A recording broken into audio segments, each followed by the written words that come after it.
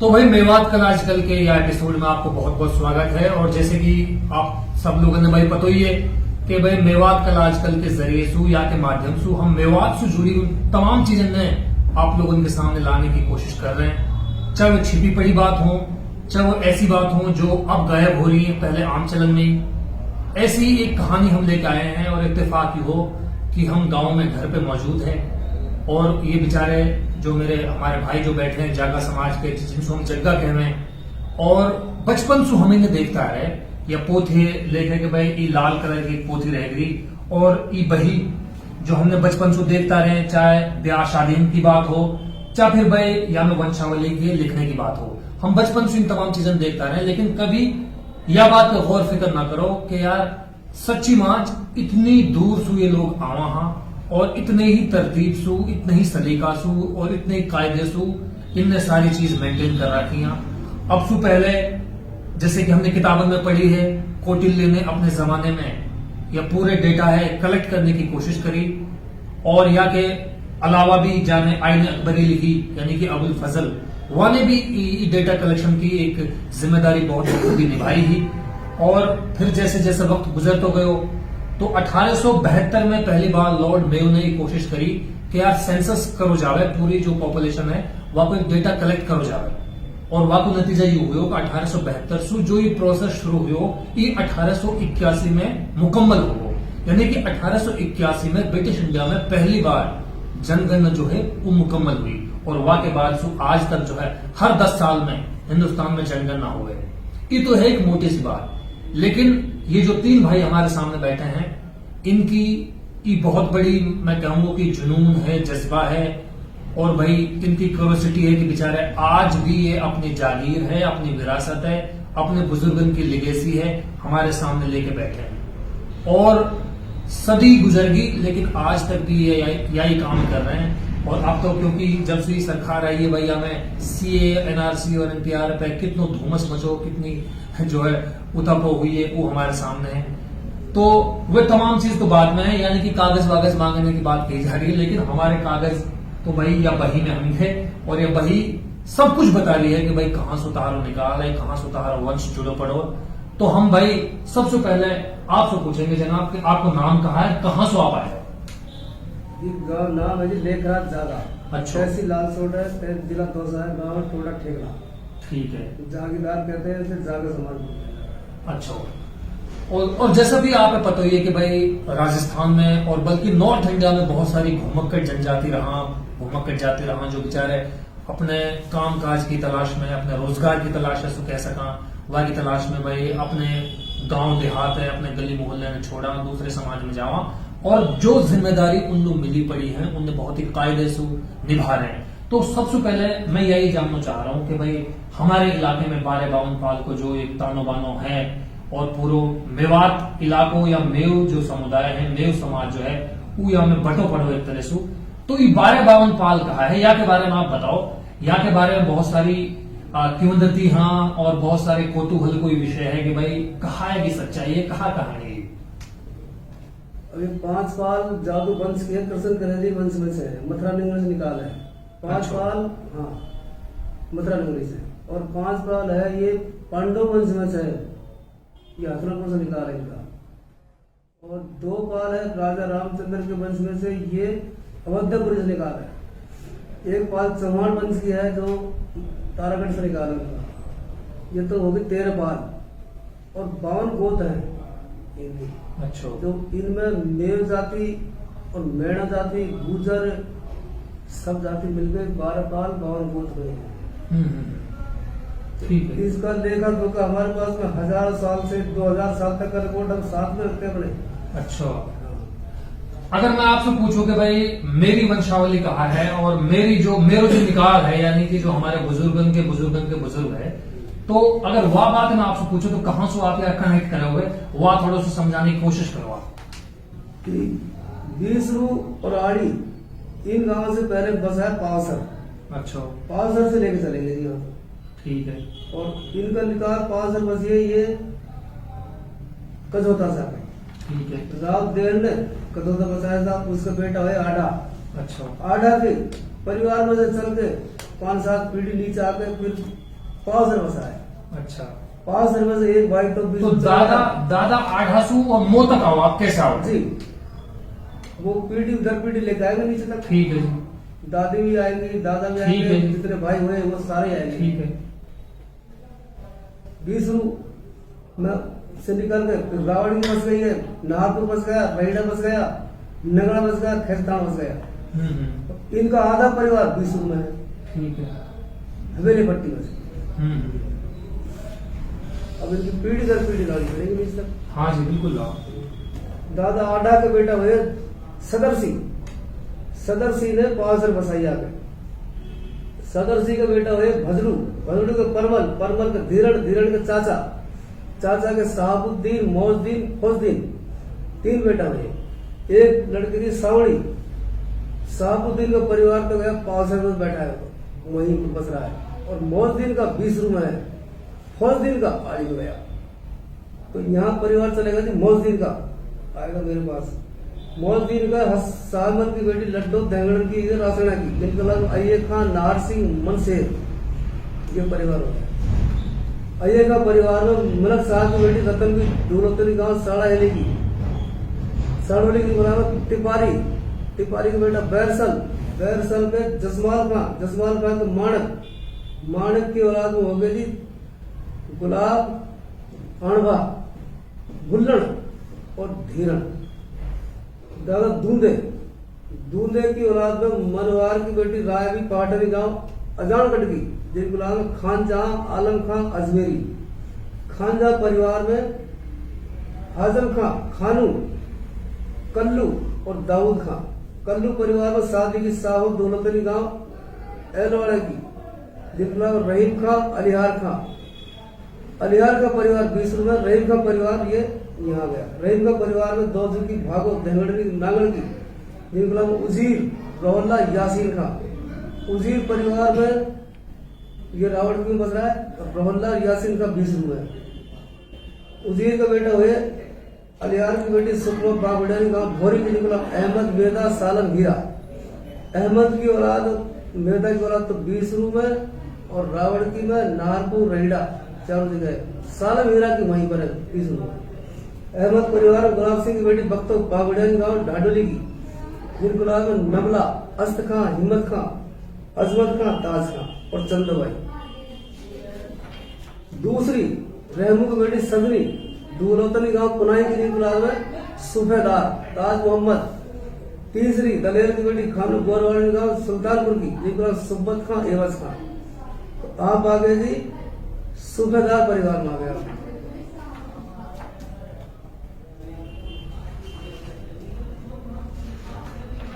अजमत परिवार में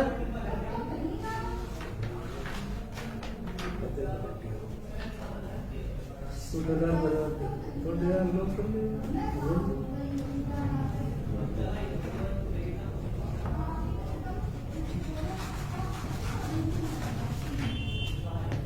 सूफेदार परिवार में खवानी की बेटी लडमा, देंगड़ी गांव चौपान की, जिनके नाम अकबर खां, हुसैन खां, मूसे खां, बहादुर। ये 3 दादा की औलाद तो 20 में। अकबर का परिवार रावण की में। अकबर परिवार गाजीदार की बेटी रूपरी, बागोड़े गांव बागोड़ा की, जिनका नाम बक्सी और बख्तावा। रायबी, हाजरा, साहिबी। बक्सी औलाद में सौराब की बेटी नूरबी, देंगड़ी गांव पाटन की, जिनका नाम इफ्तार खां, सादी खां, छोटे खां। निवाज भी, ताज भी, लाड भी, नहनी, मल्लिक, फूल भी, रसूल भी। दूसरी गोपत की बेटी नूर भी, बटगुजर का सिंगार की जोरा और टूंडी। शादी परिवार में चंदू की बेटी अमीरी, देंगड़ी गांव घासड़ा की गुलाब। दूसरी जोधा की उजीरी, देंगड़ी की, घासड़ा की गुलाब। अली मोहम्मद, शादी का नाम धंधू, मेहताबी और सिताबी।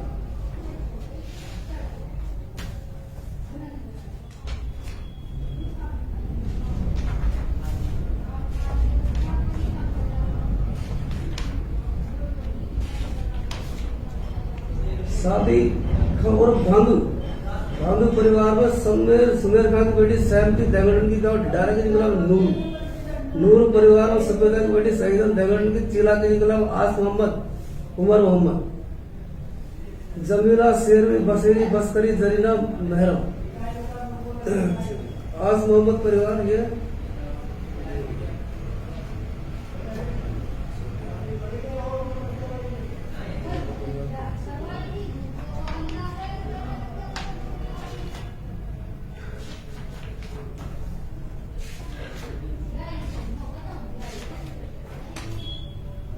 छोटे का परिवार में दलसेर परिवार में इमाम बस की बेटी लाडली देंगड़ की गांव गाटपुर की इनकलाब सुभान का दूसरी बुद्धाई कपूर देंगड़ की गांव फड़सा के इनकलाब हसमन।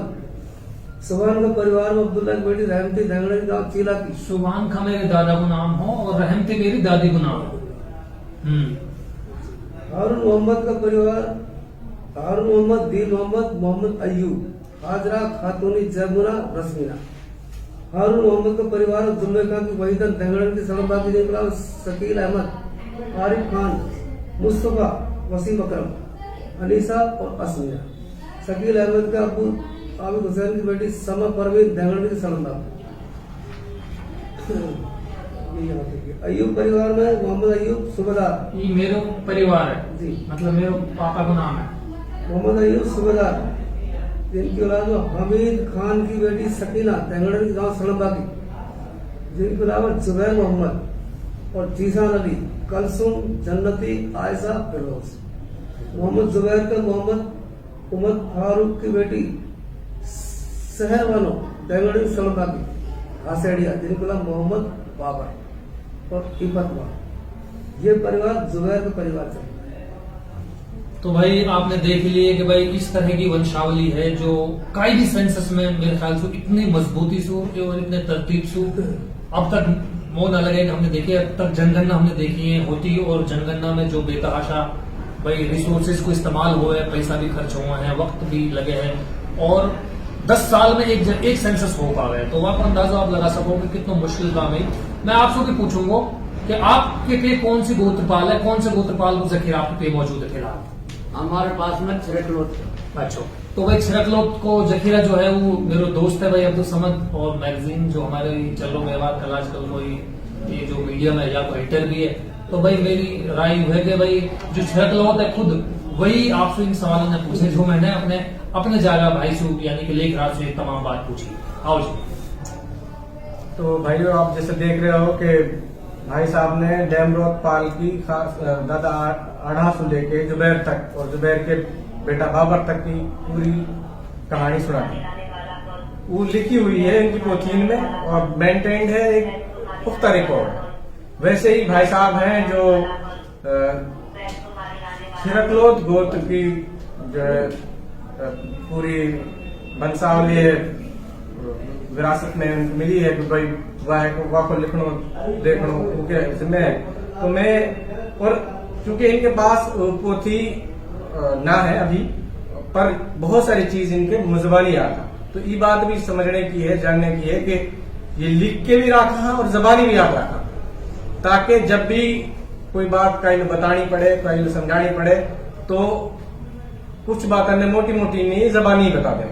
तो मैं भाई साहब से बात करूंगा और गुजारिश करूंगा कि वो अपना नाम बताएं और बताएं कि वो कौन कौन से गांव में देखा और फिर एक मोटी मोटी जो जबानी उन्हें मतलब एक छिरकलोत पाल की जो हिस्ट्री और जो उनकी वंशावली आपके पे है वह है। आप गांव गुड़ालता तक लेके आओ, गुड़ालता से आगे मैं आपको बता दूंगा। मेरा नाम है कल्लूराम जागीरदार, मुकाम पोस्ट टोला ठेगला, तहसील लालसोट, जिला दौसा, राजस्थान का रहने वाला हूँ। मेरे पास में छिरकलोत की वंशावली डाक बच्चा 12 उठावरिया। तो मेरे फिलहाल में बच्चा था हमारे साथ सिरोली से हमारी तो ये 4 जगह बटी हुई है। तो हमें इनका छिरकलोत की ये खानदादी जादूवंशी मतलब ये टहनगढ़ मुद्रा से निकाल है। टहनगढ़ मुद्रा से निकाल के फिर ये चला साहब करौली और करौली से टहनगढ़ से फिर ये निकले साहब अपने ये धोड़े कालट खड़कन नीमड़ी, वहां से फिर ये चले साहब अपने कोट से माड़ूका से अपने दादा सिरोली बसाई है। दादा सिरोली भोलू ने बसाई है। तो हमें दादा भाड़ की औलाद हमारे पास में दादा भाड़ के मासिंग रजो कमाड़िया गांव डावरी की जगह बिलवार भी बोया। दूसरी मैना की मानो खानजादी गांव कलंदरी जगह साबार उदा साबा गांव पापर बैठो उदा उद गया। तीसरी चाचा के सामने टैमरोद गांव 20 रुपये जगह भोरा नंगरा शीतल ताजा अभिराज जिनका 46 गांव कोटी होगा। और फिर दादा वाड़ के चौथी सम्मा जाट की भुरिया पमार गांव टगोरा से हकीम कमाया। दादा वाड़ की औलाद बताओ हमारी पोथी में लिखते हुए ये हिंदू ही है। फिर दादा वाड़ के फिर यहाँ चलिए साहब बेलुआ की औलाद गई अपने MP और मालवा कटनी जबलपुर बिलासपुर भोपाल यहाँ बसी हुई है। फिर दादा वाड़ के फिर यहाँ चलिए साहब बेगू की औलाद बेगू कल्ली की नूरी दैमन गाँव रासना जब झाम नारक अहमद ऊंचे राम झाम का पोता मालवा का बेटा अहमद गाँव उठावल बैठो। और फिर ये होया साहब अहमद झाम झाम को लदुसाय को मिसाय को मितना को जाज को स्वराज का भोलू कासम नरसिर बल्लार दल्ला ये होया। तो हमारे पास में सिरोली काल पट्टी माड़ू कासू सिरोली बसी है। भोलू से फिर चलिया साहब ये भोलू को होया ताज बाज शहबाज ताज को गागरवा सको बाज के और शहबाज को गोदलों को बाज के उर्मत की पावनी गोलवाड़ गांव पाटन की जब ख्याली रहा थी तो ख्याली के खन्नों की मान कुमार दैमन गांव अटवारी जब देखो है ये बाज के उर्मत की पावनी गोलवाड़ गांव पाटन जब ख्याली रहा थी तो श्याली गांव खोरी ठहराओ बैठो झाड़ोली बैठे हो। फिर दूसरी हाँ ख्याली की टेड़ होगी हयाती को बैठो हो हरि सिंह का होया ये भाव सिंह सायमी ये हयाती का वो हरि सिंह का 8 गांव होया। तो गुराड़ तो रसूलपुर कोकमाण काटपुरी और अपने फड़ेटी और ये 8 गांव हरि सिंह का होगा। और सिरोली की बायसी है जैसा हीरा गांव हिंगनपुर बैठे हो लूरा गांव लाडपुर बैठे हो बचड़ गांव नेवाड़ा बैठे हो और कासब गांव तुरसैनी बैठे हो ख्याली गांव तेल बैठे हो और जोधा गांव लाहबास बैठे हो भोलू गांव सिरोली बैठे हो और अल्ली पोता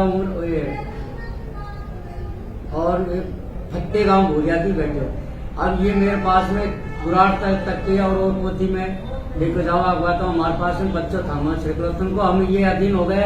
हमारा बुजुर्ग ने इनकी चक्कर में कोई जमीन दूरी कुछ भी नहीं ली। अब हमारी ये स्थिति है तो कहीं किराया भी महदूद नहीं होते हैं। कोई समझदार आदमी होते हो तो लिखाई पढ़ा दे देते हैं और नहीं तो वे कोई ये चलिए बोले क्या है बस इतनी होते हुए भी हमारे पास में आज अधीन हुए पड़े हम।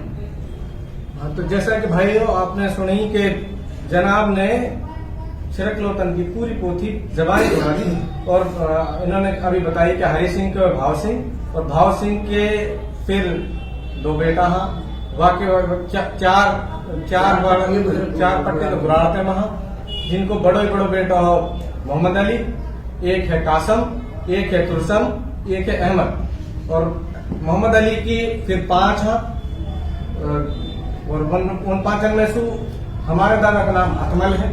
अकमल के फिर 5 या 6 हाँ वहाँ का एक जो बेटा है वहाँ का नाम जौहरी है।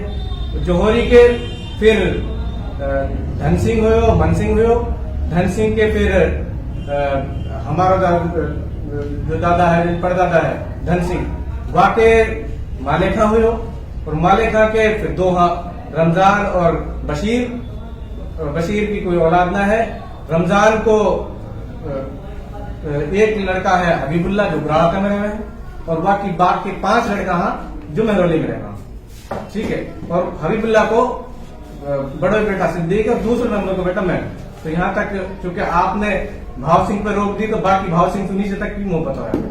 तो कहने की बात यह है कि ये लोग इतने सिस्टमेटिक ढंग से हमारी वंशावली है हमारी पूरी जनगणना की जो एक तरीका है वह ये मेंटेन कर रहे हैं। और आज के टाइम पे जब सरकार बहुत सारे लोगों से कागज मांगने की कोशिश कर रही है कि भाई आपकी रूट कहाँ आपकी जड़ कहाँ तो हम बताएंगे कि ये इनसे पूछो कि भाई हमारी जड़ कहाँ।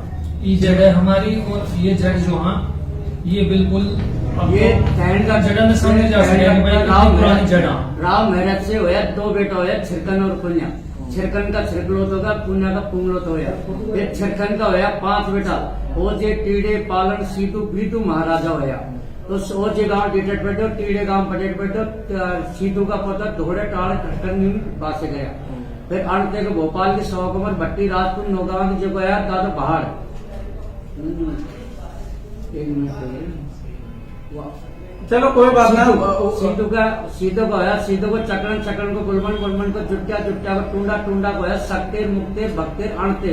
तो सत्य गांव नई बिछोर बैठो, भक्ते गांव अलाहाबाद बैठो, और अणते को भोपाल के 100 कमर भट्टी राजपूत नौगांव की जेको दादो भाड़ हो। दादो भाड़ ने शोभा 400 कोट लिए। जब दादा भाड़ का फांसी लगी तो अपने कोट में मंगलसूत्र बनी हुई आगरा से लेके आयो अभी। और ये हमारे पास में दादा भाड़ तक की मेरे पास में याद है। भाई बहुत खूब, हमने भी सब बहुत कुछ सुनो है। और एक बार जब हमने आर्टिकल लिखो हो तो मैंने 25 पीढ़ी अपनी लिखी है, वो आपकी मदद से लिखी होंगी, जाहिर सी बात है। तो आज तो मुद्दा ये है कि भाई ये एक समाज है जागीर यही है कि भाई वह वंशावली लिखा, उनके पे कोई जमीन ना है, कोई और व्यवसाय ना है, तो उनके लिए सरकार ऐसा कदम उठाने चाहिए कि भाई जो इनको एक रिकॉर्ड है मेंटेन करने की जो एक तरीका है, जो एक अपनी ही लिपि में लिखा है, अपनी एक जबान में लिखा है, जैसे शायद बेताल लिपि बोला, बेताल भाषा बोला, बेताल नागरिक गोरख मुट्ठी पढ़ाई। हाँ अच्छा, आप कहाँ बोला आप बताओ दोबारा। बेताल नागरिक गोरख मुट्ठी पढ़ाई, इसके कोई मात्रा भाषा है भाई। अच्छा, ये बगैर मात्रा की पढ़ाई है। ये आप देख सको, ये बेताल भाषा है। दुनिया भर में जो है हजारों भाषा जो है बोली जावा, लेकिन बेताल भाषा से शायद हमारे आप वाकिफ ना हो, क्योंकि ये महदूद तो है ही है और एक खास जाति तक या कि भाई वो है लिमिटेशंस आएंगे। और ये जो बेताल भाषा या के बारे में तो आप ही बताओ भाई जनाब के, ये बेताल भाषा कहाँ से आपने सीखी ही, और अगर कोई दूसरा आदमी भी यहाँ सीख पाए तो कितना मुश्किल है ये साहब। ये भाषा इधर काशी बनारस में है, वो है हमारी कॉलेज है। अच्छा, पढ़ाई लिखाई वहीं होती है पुष्कर में। वहाँ से पढ़ लिख के आते हैं। जैसे मैं इनके साथ में घूम रहा हूँ जी, तो मैं इनसे सीख रहा हूँ भाई, ये पढ़ाई लिखाई के बारे में सीख रहा हूँ। और हमारे बुजुर्ग भी यही काम करते आए शुरू से। अच्छा, मैं लेखराज से ये आपसे ये पूछूंगा कि जब हिंदुस्तान 2 मुल्कों में तकसीम हो गया, 2 मुल्कों का में विभाजन हो गया, हिंदुस्तान का, पाकिस्तान एक अलग मुल्क बन गया, तो बहुत सारी तादाद जो है 1252 पाल के, इन्हीं 1252 पाल के जो मेवात के गांव हैं, गोत्रपाला, इनकी बहुत बड़ी आबादी जो है वो पाकिस्तान चली गई। तो कभी लगे ना ऐसे कि हमने भी हूं जाके भी मन ना करे, क्या कोई काई सुकाई को हम से कोई संदेश आयो, आप लोग कोई बातचीत हुई कभी? हाँ, बातचीत हुई थी वहाँ से पाकिस्तान से।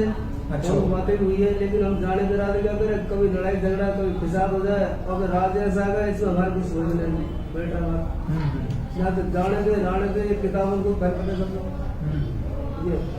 अच्छा, और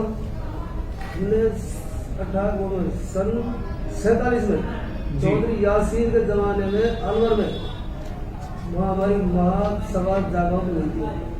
अच्छा, जयसिंह महाराज थे जयपुर के अलवर के राजा। उन्होंने कहा मेवों से, मेव तो मेव सिपाही को लाके बैठने लायक नहीं है मेरे पास। तो उस टाइम हमारे पूरी जागा समाज इकट्ठी हुई अलवर। अच्छा, तो अलवर में जो उन्होंने अपनी अपनी लिपि सबने किताबों में से लिख कर दिया है खानदान। तो ये चौधरी यासीन के जमाने में, जब चौधरी यासीन इनका दादा रहा जब उन्होंने पढ़ा, तो इन्होंने कहा अगर लग रहा था जी आपको कुर्सी छोड़नी पड़ेगी अब। दादा का नाम तो वो भी कछवाहा वंश से हैं, वो जो अलवर के जो राजा है वो कछवाहा वंश से हैं। एक किताब पढ़ी, फिर हमने लिख कर दिया, उन्होंने फिर मेव तवारीख किताब बना दी, पूरा खानदान किताब लिखा हुआ।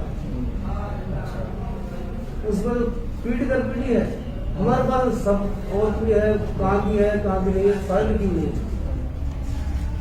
सन 47 के बाद फिर फाटे बंद कर दिया। अब गए जो गए, रह गए जो रह गए, यहाँ से सबको निकाल रहे थे, तब जाकर उन्होंने वहां जाकर रूम कर दिया। पूरी जाकर समाज इकट्ठे हुए अलवर में। अलवर तो आपकी समाज का यही काम और कई लोग, कई और जातियां या किसी आपकी जाति को कई और नामों से भी जाना जाता है? हमारी जाति है, हमसे राव भी बोला जाता है, ब्रह्म भट्ट बोलते हैं, आपको आता हूँ, राव भी बोलते हैं, और जागीरदार बोलते हैं, जग्गा भी बोलते हैं, पंडित भी बोलते हैं, और बड़वा जी बोलते हैं, अपने और गजोट आगोट भी बोलते हैं, बारोट भी बोलते हैं, और आप भगोरा बोलते हैं। मेव समाज के अलावा और कौन कौन सी जातन के और कौन सी जो समाज है उनको रिकॉर्ड मेंटेन करो? सब जाति अभी तो सभी जाति के करते हैं, जैसे अलग अलग बटी हुई है। जैसे हमारे पास में मीणा भी है, गुजर भी है, और माड़ी भी है, कुमार भी है, अपने खंडेलवाड़, अग्रवाल, बढ़िया, सब जाति का अलग अलग, सबके अलग अलग जैसे होया। तो वो उसके पास में रिकॉर्ड है, हमारे पास में छिड़कलोत है। इन्होंने संमत 2011 से 32 के साल में मोहम्मद गोरी के राज में मुसलमानी पाली। तो ये मेव है, तो हमें इनके पास में आते जाते हैं, ये हमसे खूब प्रेम रहते हैं, इसलिए आ जाते हैं। पर आज के टाइम ऐसा आ गया जो भाई कोई आदमी तो नहीं मानते हैं, कोई बुजुर्ग वाले आदमी वो समझदार है, वो ठेठ से सही खानदानी है, तो वो तो हमारी इज्जत करते हैं, उनकी वजह से ही हम मेवात में आ जाते हैं। नहीं तो हम फिर कोई ठिकाना नहीं है हमारा। अच्छा, मैं एक जजमानी जो प्रथा है वहाँ के बारे में पूछना चाह रहा हूँ आपसे कि भाई जजमानी प्रथा जो है वह आप भी मानो हो, हम भी माना हम, तो जजमानी जो प्रथा है आप लगे कि चलती रहनी चाहिए या कब तक चलती रहेगी ऐसे? वैसा है कि ये तो 1000-2000 साल तक का रिकॉर्ड हम साथ में रखते हैं, और हम यही चाहते हैं कि ये जजमानी चलती रहे, क्योंकि हमारे बुजुर्ग यही काम करते आए और हम भी इसी काम करना चाह रहे हैं, और हमारे बाल बच्चे इसी काम करेंगे। कोई लाभ हो तो जो हमारी इज्जत वैल्यूएशन बढ़े, मतलब गवर्नमेंट से हम तो यही मांग कर रहे हैं। हम तो कह रहे अभी चले, अभी एक दो बारी आने लगे तो मैं तो ड्राइव भी करता था। अब बड़े बड़े बुजुर्ग आदमी भाई, कोई बड़े बड़े हमारा अध्यक्ष भी आप बताऊँ, सभी समाज के जो हमसे बनते हैं वो भी हमको तो देते हैं खर्चमानी भाई आगाड़ी हम कोई गवर्नमेंट से मांग कर रखी है।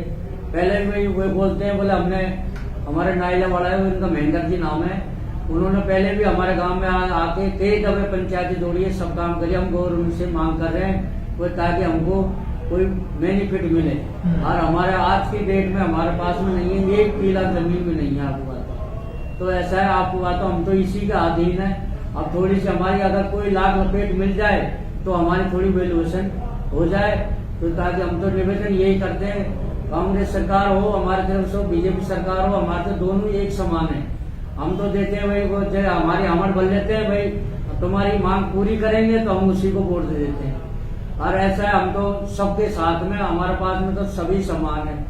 गवर्नमेंट भी वही है हमारे लिए, तो वो कांग्रेस भी वही है, बीजेपी वही है। हम तो आपसे दोनों पार्टियों से यही निवेदन चाहते हैं भाई हमको लाख लपेट मिल जाए, कुछ हमारे पास में कुछ भी और जमीन जुड़ी कुछ भी नहीं। हाँ, इसमें ऑफ द रिकॉर्ड जैसे हम इन जगह समाज के लोगों से बातचीत कर रहे थे तो ऑफ द रिकॉर्ड इन्होंने जो बातें बताई थी और उससे ये बात निकल कर सामने आई थी कि कम से कम जो ये ट्रैवल करते हैं अक्रॉस द स्टेट से ये करते हैं, इंटर स्टेट से जाते हैं भाई, अलग अलग प्रदेशों में जाते हैं, तो कम से कम इतना होना चाहिए कि बसों में तो कम से कम इनके लिए निःशुल्क यात्रा होनी चाहिए। और दूसरा एक ये भी होना चाहिए कि ट्रेन में अगर ये सफर करते हो तो वहां पे भी यात्रा जो है उसमें छूट मिलनी चाहिए, रियायत मिलनी चाहिए। और दूसरा ये होना चाहिए कि हजारों सालों से जो ये रिकॉर्ड को मेंटेन कर रहे हैं, इनके पास जो अभिलेख मौजूद है, अगर इनकी कोई पेंशन बन जाए, पेंशन जैसे मिलती है भाई, एक एज होती है, एक उम्र के बाद में पेंशन मिल देती है सरकारें, गवर्नमेंट जो है, अगर इनके लिए भी ऐसा कुछ जरिया सरकार दे दे, क्योंकि जमीन जायदाद इनके पास है नहीं, ना के बराबर है, अगर ऐसा मुमकिन हो सके कि इनके लिए भी कोई एक मेहनताना के तौर पे या महीनेवार कुछ पेंशन दी जाए तो इनका जो है गुजारा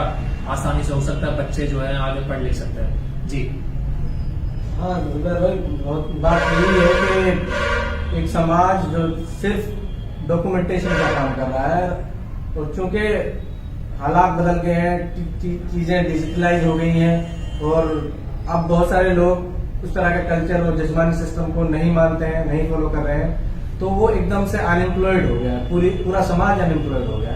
तो उसको कैटर करते हुए, उसकी हालात को देखते हुए, उसकी मतलब एक ये सरकार को चाहिए कि कुछ इस तरह के प्रोविजंस करे, तो कोई इस तरह के कोई इंसेंटिवाइज करे इनको कि भाई आपका रिकॉर्ड जो है वो हम उसको कुछ मान्यता देंगे, उससे कुछ फिर इनको कोई सर्टिफिकेट या कोई लाइसेंस या कोई आइडेंटिटी कार्ड अलग से इशू किया जाए कि भाई ये ऑफिशियल रिकॉर्ड होल्डर्स हैं, रिकॉर्ड होल्ड करना, रिकॉर्ड मेंटेन करना इनका काम है, ताकि उस लाइसेंस या उस सर्टिफिकेट या उस आइडेंटिटी कार्ड को दिखा के ये ट्रांसपोर्ट में या कहीं, क्योंकि आजकल तो मूवमेंट में बहुत सारा शक की नजर से भी लोगों को देखा जाता है, जो अजनबी जगह दूसरी जगह लोग जाते हैं, अगर इनके पास इस तरह का कोई सर्टिफिकेट या कोई लाइसेंस या कुछ कार्ड होगा तो ये अपनी आइडेंटिटी बता पाएंगे कि भाई हम इस पर्पज से यहाँ रिलोकेट किए हैं या इसलिए हम यहाँ आए हैं। तो बात सरकार से कहने की यही है कि भाई सरकार इनकी बातों की तरफ, इनकी जो एप्लीकेशन है या इनकी जो रिक्वेस्ट है उसकी तरफ तवज्जो दे और इनकी दयनीय हालत और जो इनकी अनएम्प्लॉयड स्टेटस है उसकी तरफ देखे और इनके लिए कुछ स्पेशल प्रोविजंस करें। हाँ, बस भाई आखिर में इन दो बातों के साथ ही ये बात खत्म करने की कोशिश हम करेंगे कि अगर भाई मेरू समाज है खास तौर पर अपने रूट्स के बारे में, अपनी जड़न के बारे में पतो करनी है या पतो लगानी है तो वह को जो सबसे जो ऑथेंटिक कोई सोर्स है तो वो ये जागा समाज के लोग हैं। और भाई इनको हम पे बड़ा एहसान है, हम इनके बड़े आभारी हैं, बहुत शुक्रगुजार हैं कि भाई इनने हमारे बुजुर्गों को एक डॉक्यूमेंटेशन जो करो है और आगे भी कर रहे हैं और आने वाले टाइम में जैसे इन्हें बताई कि भाई इनकी औलाद करेगी अक़वाम में और जजमानी प्रथा को जो इनके नजर में इज्जत और एहतराम है वो भाई बरकरार रहेगा आने वाले दिन में। इन्हीं लफ्जन के साथ हम यह डिस्कशन खत्म कर रहे हैं और या उम्मीद के साथ कि कोई ऐसा सवाल जो भाई इन जग्गा समाज के लोगों से पूछ सके हम और आने वाले दिन में कोई और अच्छी डिस्कशन फर्दर हम कर सकें तो वह सवाल है कि आप कमेंट बॉक्स में जरूर लिखियो।